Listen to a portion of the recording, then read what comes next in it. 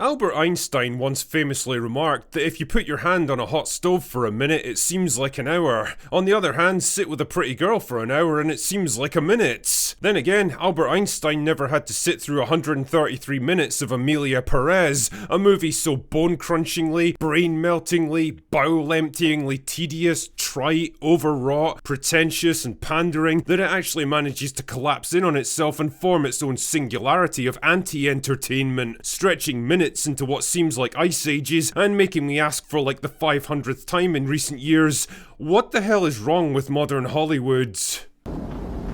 My first thought would be a lot. Anyway, let's get this evisceration over with quickly because I need something to dull the memory of this film, like a cordless drill.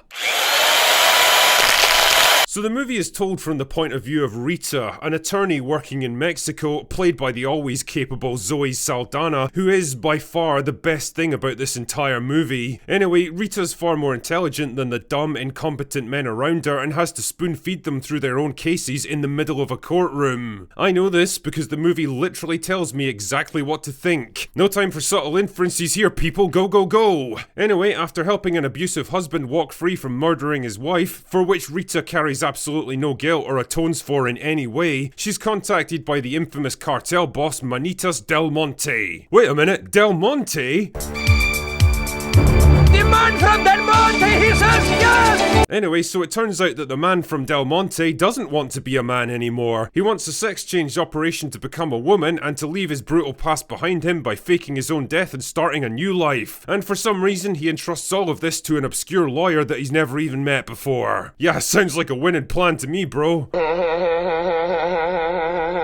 So after dicking around for a bit, the man from Del Monte puts his plan into action. His wife and kids are told that he's been killed, Rita has a good cry for some reason, and the man from Del Monte becomes the woman from Del Monte, now known as Emilia Perez. Skip forward 4 years and Rita's living the high life in London from her ill-gotten gains when, wouldn't you know it, she happens to bump into Emilia again.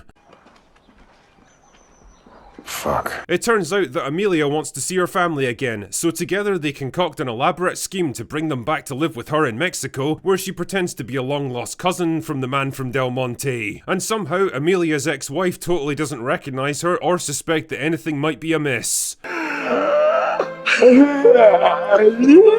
Yeah, don't worry, love. This 6-foot-tall, 200-pound woman that you've never met before and just suddenly showed up with truckloads of money claiming to be a long-lost family member is definitely legit. No reason to question this one bit. Anyway, things are going just swell until Emilia gets a sudden bout of guilty conscience and decides that she wants to make amends for her past actions by recovering the bodies of cartel victims and reuniting them with their families so they can have some kind of closure. And I love how the movie portrays this as some sort of beautiful, selfless act of kindness on her part. Motherfucker, you're the reason most of these people are in the ground in the first place, you dick! Oh, in case you hadn't noticed, someone put a magnet on this movie's moral compass because characters are almost never held to account for their past actions. Like, I totally get that Emilia's started a new life now and in some ways sees herself as a whole new person, but I'm sorry, getting a sex change doesn't magically erase all the bad things you've done in your life. Anyway, while all this is going on, Emilia's ex-wife rekindles an affair that she's been having with another man before leaving Mexico, and Emilia herself starts a romance with the wife of one of the cartel victims that she helped to recover.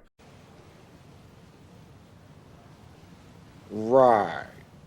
This is like Days of Our Lives level writing we're going for here. In fact, no, forget that. Days of Our Lives is probably better than this. Anyway, eventually Emilia gets a little too possessive with her former family and threatens her ex-wife. Ha, you can take the lad out of the cartel, but you can't take the cartel out of the lad, eh? So her wife runs away with her lover, and then they kidnapped Emilia and demand a ransom from Rita, but then there's a big shootout when she tries to get her back, and then all three of them try to escape, but then drive off a cliff and die. And Emilia gets a big funeral, and everyone acts like she's some kind of martyr for truth and justice, and that's it. That's the plot for Emilia Perez.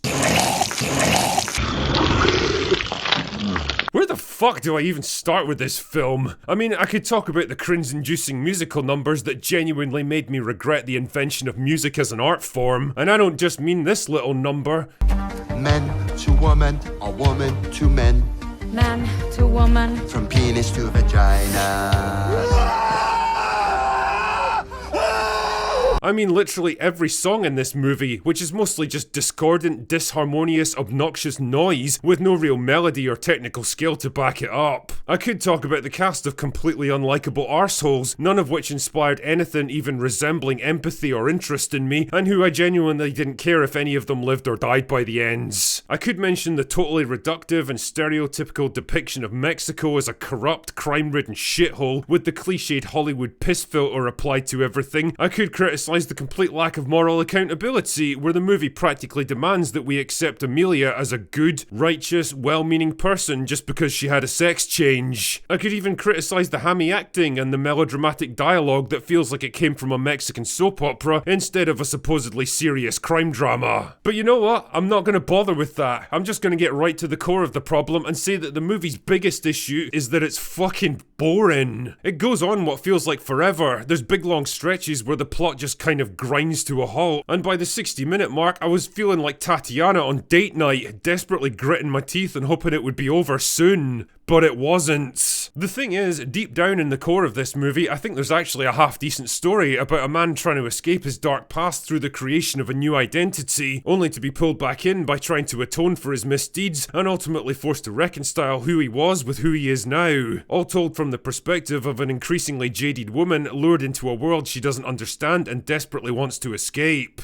But it's all buried under so much ridiculous, overwrought soap opera bullshit that it's impossible to take seriously. There's no genuine attempt to grapple with the repercussions of the character's shitty life decisions, and for all her do-good charity work, I never got the impression that Emilia felt any true remorse for the things she'd done, and she was certainly never held accountable for any of it. Neither was Rita, who was arguably just as culpable, and was absolutely an accessory to multiple crimes, including harbouring a known felon and covering up multiple murders. But, you know, she's like an oppressed minority or something, I guess, so that makes it fine.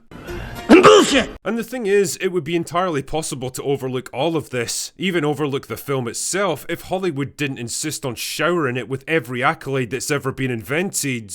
Much like the ending of the film itself, where an entirely undeserving individual is elevated to a status that they absolutely don't deserve, Emilia Perez the movie has been held aloft like the second coming of Citizen Kane, with 13 Academy Award nominations. Really? 13. That literally puts it right up there with some of the greatest movies ever made. And let's not kid ourselves here, there's one very good reason why this film has been pushed so hard in Hollywood, and it's got nothing to do with its objective quality. Emilia Perez is the literal personification of the hollow, performative, cliched lecturing that Hollywood does best. Ironically enough, pissing off the very people that it's trying so hard to pander to. LGBT people, women, and even the entire country of Mexico seem to fucking hate this film. And quite frankly, I stand right by their side. But you know what? I hope it wins. I hope it wins fucking everything, because it'll just go to prove how completely out of touch and irrelevant Hollywood has become. Congratulations, Film Academy, you played yourselves. Now it's time to reap the fucking rewards.